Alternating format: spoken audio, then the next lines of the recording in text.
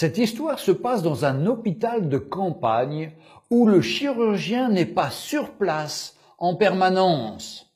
Un médecin entra à l'hôpital en hâte après avoir été appelé pour une opération urgente.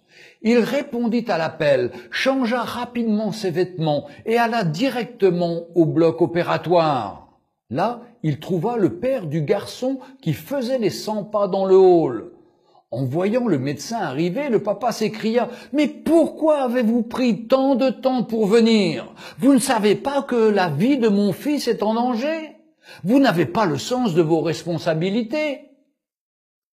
Le médecin sourit et dit « Je suis désolé, je n'étais pas dans l'hôpital et je suis venu le plus rapidement possible après avoir reçu l'appel.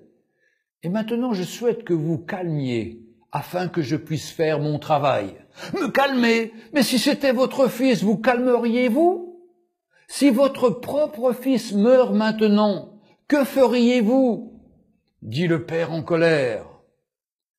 Le médecin sourit encore et répondit « Je dirais, de la poussière nous sommes venus et poussière nous retournerons. Béni soit le nom du Seigneur.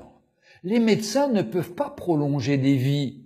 Allez et priez pour votre fils. Nous ferons de notre mieux par la grâce de Dieu. » « Oh, c'est facile de donner un conseil quand on n'est pas concerné, » murmura le père.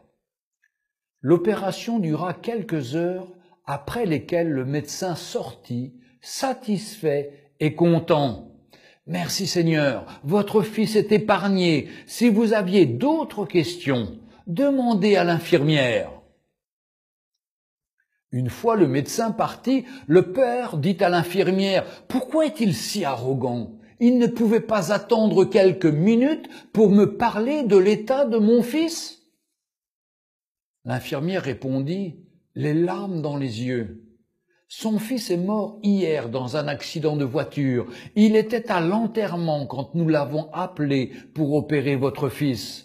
Maintenant qu'il a épargné la vie de celui-ci, il est reparti pour finir l'enterrement de son propre enfant. Ne jamais jugez personne parce que vous ne savez pas ce que celle-ci peut traverser en ce moment. »